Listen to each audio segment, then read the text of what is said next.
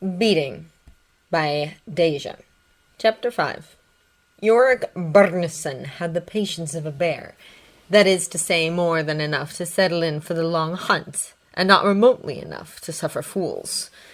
Being exiled, being the fool, had been a blow he had scarce recovered from, but if it had taught him nothing else, it had taught him how to think like a human, not in the sense Iofur had undergone. Iorek was a bear, and would always be a bear, and had no desire to be anything other than a bear. He understood humans, as he understood walruses. They were potentially dangerous, potentially prey, and it was better to understand than to fall for the unknown. Iorek did not spring their trap that was meant to end in his death. It was a near thing, though, nearer than anyone would ever know. You cannot fool a bear. And when he heard Lee Scoresby's voice trying to assure the child that he was fine, Iorek was not fooled. And when he heard Lee Scoresby making every effort to suppress his reactions to pain, Iorek was not fooled.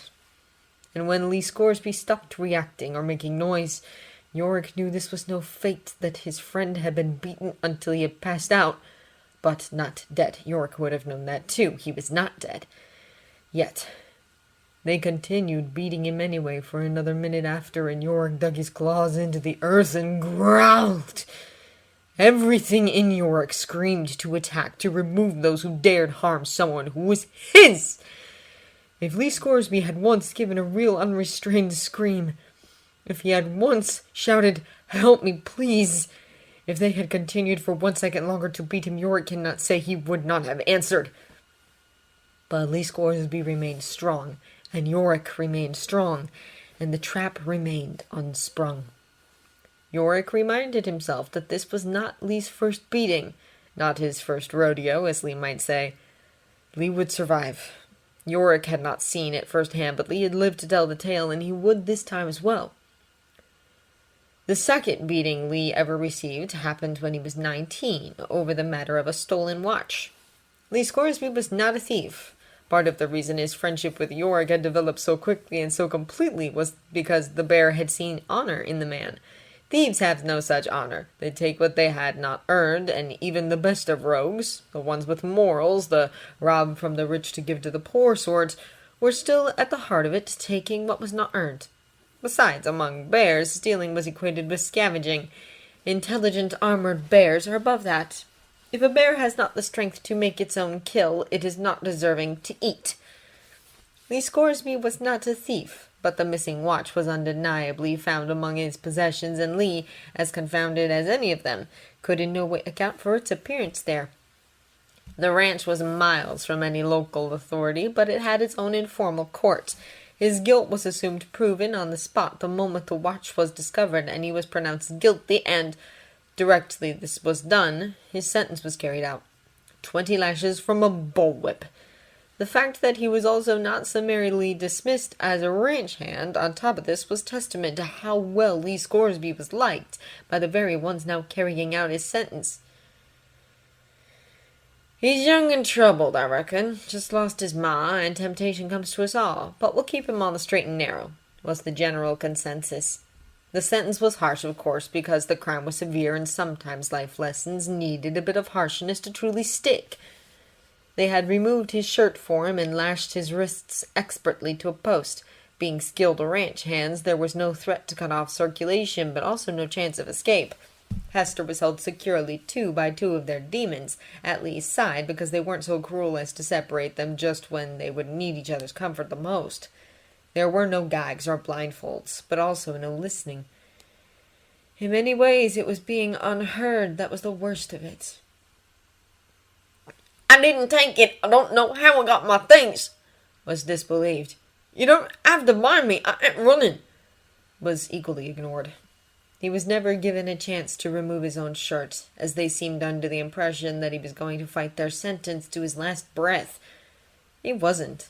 He knew he was not guilty, but he also saw why they thought he was, and given the chance, he'd have said, "I didn't do it, but I can see why you think I did, and if you can't believe me, then I'll take what punishment you think owed." And he have removed his own shirt and held the post with unbound hands and let them whip him bloody. At least he likes to think he'd have been strong enough to not try and run or fight when the pain began. They took away that choice, stripped away the last of his dignity, and then laid the whip against his back fast and hard. Hester cursed them with more curse words than even Lee knew, and he could not imagine where she had picked them up, considering they were always together in all things. Lee screamed because it hurt, and cried, he told himself, because he was angry and humiliated, but it was also because it hurt. Then the woman who was the closest thing the ranch had to a doctor took a look at him. Part doctor, part shaman, out in the middle of nowhere, with the actual closest doctor being several miles off, people were willing to ignore the scriptures in favor of what worked. She made him spend the night under her care and said he'd need at least another week off work to recover. Lee Scoresby went back to work the next day, his back in agony, bandages soaked through with blood within an hour, stonily ignoring how everyone said, "It's all right, you're forgiven, take the time you need." Ignoring Hester, who kept at him to, "Rest, Lee, you don't got nothing to prove to them." Except he did, because they still thought him a thief. And worse than that, someone had put that watch among his things. One of those people Lee Scoresby had thought his friend had set him up, and his other friends thought Lee capable of being guilty. A week later he collapsed again. Infection was pronounced the cause.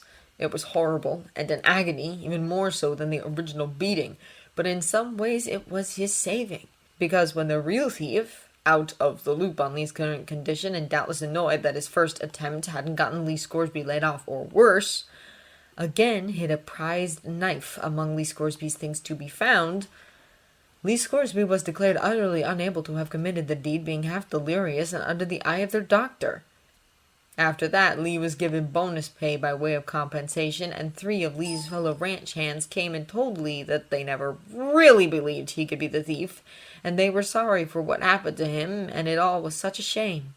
Lee smiled and felt vindicated when Hester muttered how they couldn't have come forward before, back when he stood accused with no evidence to back him up beyond his own word.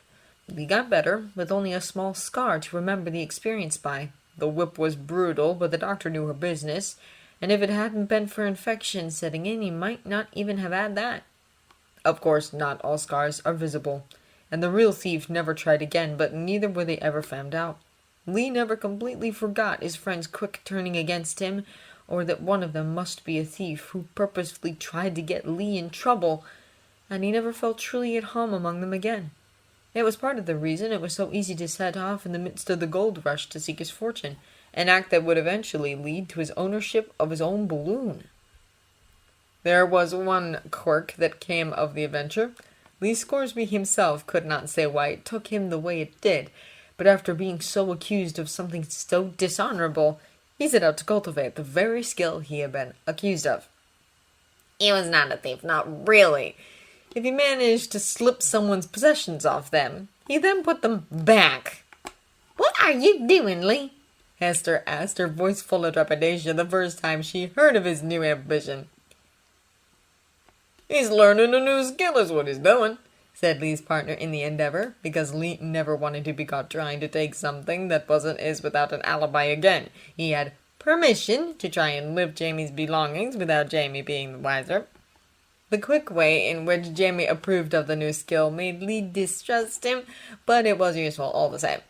Years later, when Iorek caught Lee at it, you cannot trick a bear, Iorek was not baffled in the slightest after he heard Lee's story. "You wish to understand thieves, so you cannot be the victim," Iorek said, without any of the condemnation Lee had both expected and feared. It was the first time Lee began to really trust Iorek. Not just to have Lee's back in a fight, but to be a friend. Iorek hated and despised thieves almost on the same level as murderers. And by murderers, he of course meant bear murderers, because what did he care what humans got up to amongst themselves?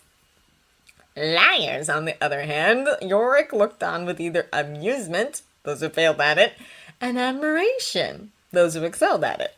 Of course, why someone lied mattered, but anyone who could convince a bear that the untrue was true deserved respect. Armored bears were intelligent, and lying took wit, and it was seen as a weapon, not as a failing. Iorek admired Lyra greatly. It was how he knew she could be trusted to do what needed to be done to get all 3 of them free from the trap. Lyra was not nearly as sanguine about her place in the plan. She knew she could lie. It was her greatest skill and her sharpest weapon. But her lies hadn't worked completely. No matter what she said, they kept hurting Lee Scoresby. And she didn't want to see him hurt, but then not letting her see, taking her away like a child to be protected from what Mr. Scoresby had to endure was wrong. She shouted and struggled and said anything that came to mind, and they wouldn't listen. She promised riches. She told them how her father was great friends with the aeronaut. Why else would he have entrusted his daughter to him? They had never met. It was her mother who decided this was for the best after she finally admitted that maybe she was not good for Lyra and her father would be better. After she finally told Lyra the truth about who her father was. Lyra told such lies, all entirely likely and plausible, painted a picture where it was in their best interest to spare Lee Scoresby and treat him right. And they hadn't listened! And Lyra hugged Pan, and she broke down and sobbed, and she told herself this was part of her scared little girl act, and that it wasn't because she was a scared little girl. Lyra was a master liar. A young man stayed in the small room with her. It wasn't the shed where they kept Lee. It was a sort of minimalist barracks with bed frames without mattresses and a pile of blankets on a little stove over which hung a string of drying socks. Sat with her while outside they beat Lee Scoresby. He was young, though to Lyra and Pan he was just as old as any of them, an adult, and his voice had a quaver to it when he spoke, but it didn't match his eyes, which widened with some emotion every time the reed hit Lee Scoresby's back. She had seen clearly the implement, even if Lee had not, along with the newly forming bruises, the scored lines where blood was drawn rapidly turning to full-on welts. Someone inclined to sympathy towards the handsome young guard might have supposed it was something like remorse, some negative guilty emotion, because he knew what was happening was wrong. Lyra was not inclined to sympathize with any of the people who abducted her Mr. Scoresby and hurt him, who wouldn't listen. And as an accomplished liar, she could see that same skill in someone else. The young guard was not remorseful at all. He was enjoying those sounds and pretending he didn't.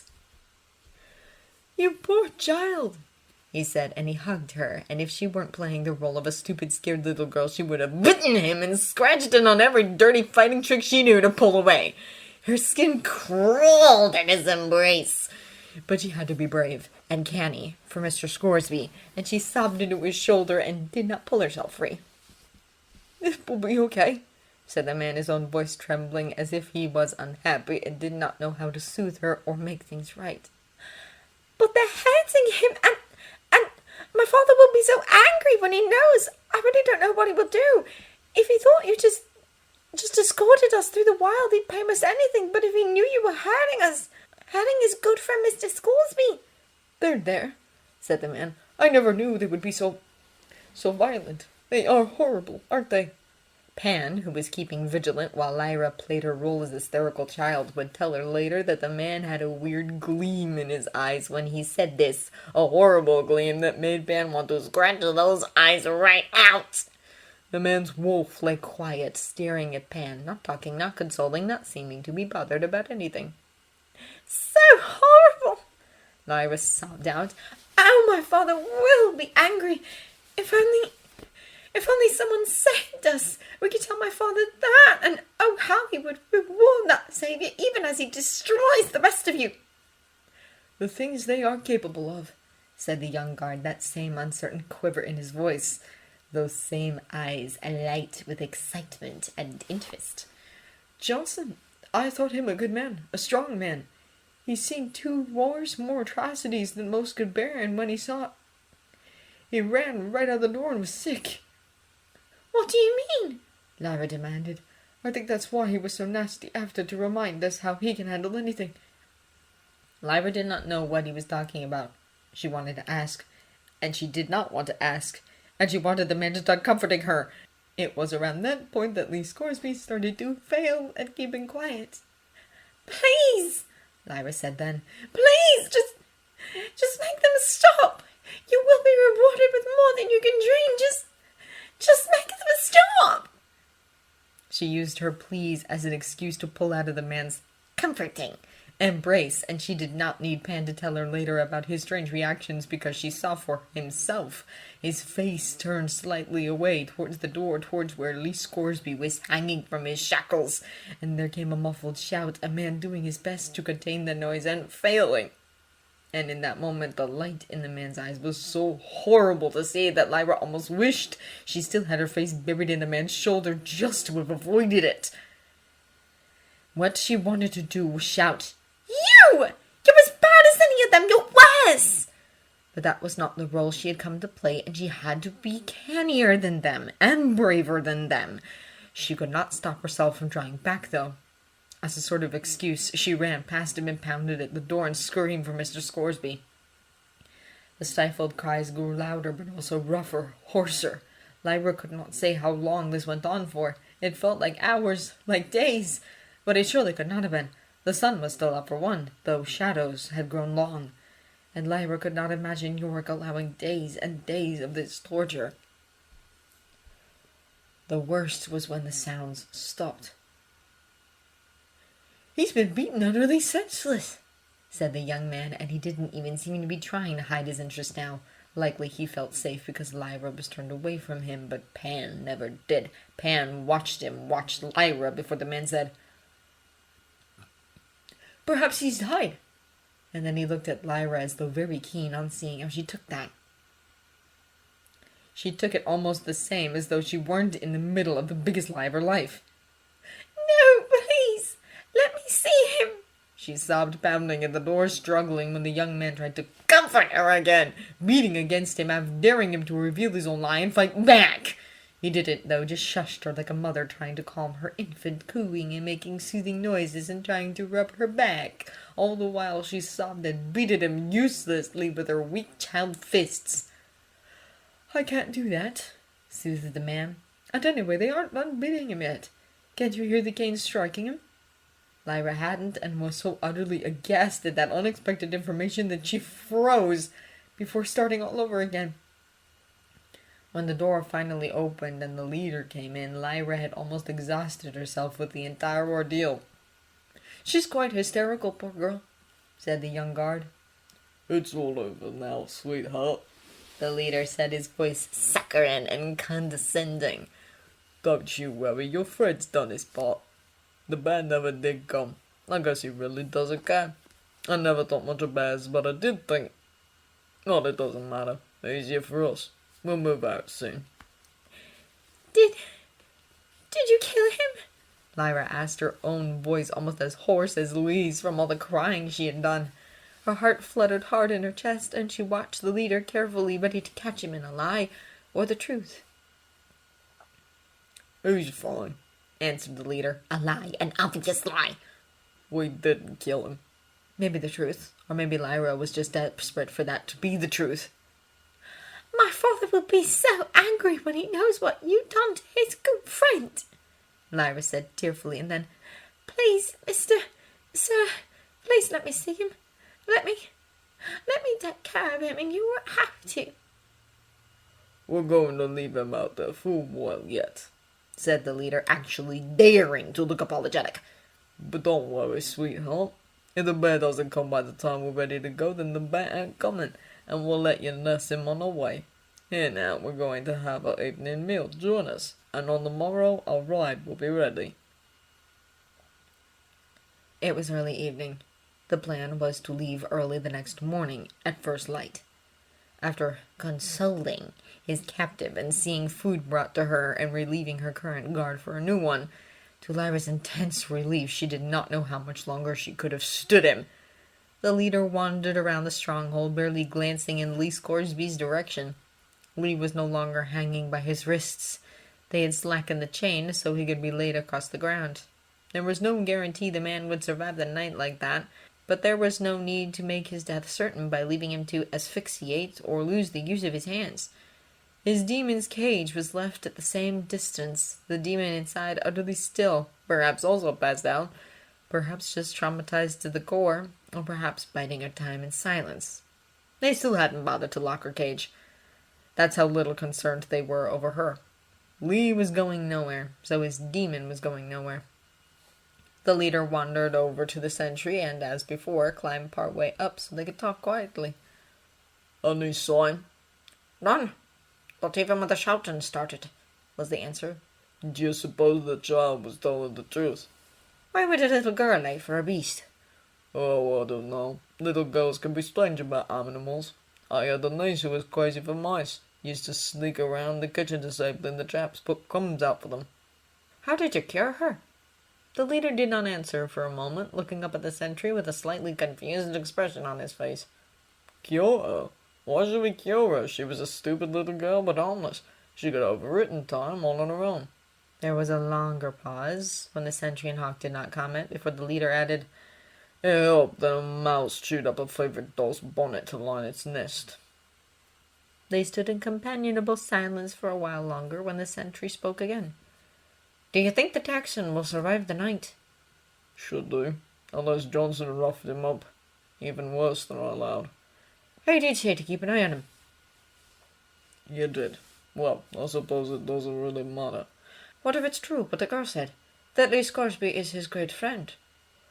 If Lee Scoresby is the great friend of Los Asriel, escorting his daughter on his command, and why in the world did her father hire us to go and bring her in? Stranger things have happened, answered the sentry. He asked her to escort the girl. Texan got lost, brought on that beast. Lord Asriel grows anxious over the matter and sends us in. That does not tell us. He's a strange man. Who knows what kind of games he plays? As long as he has deep pockets, acid pay and all that. And we do have his daughter. We can hand her over in our own sweet time when the price is right. There is some more silence, then. The sun is setting. I'll send Ivan Canava to relieve you. Tell them to stay vigilant, said the sentry. If the bear didn't come yet, it may just be waiting for the cover of darkness. Not much cover from an owl's gaze. Then the leader climbed down, leaving the sentry to wait for the new sentry to take his place. On the ground, Lee Scoresby lay senseless, his face still contorted by pain, his body shivering. It started to grow cold, and he had no shirt, but he likely would have shivered regardless. Inside the barracks, Lyra cried quietly and pretended to accept the food she was given and allowed herself to be led to the blankets laid aside for her to sleep on. Just let me bring him some food, then. A blanket, anything, she kept saying, and when that was denied, she cried into her blanket and pretended that soothed her into sleep until it accidentally became true sleep. Outside, a bear continued to not be seen.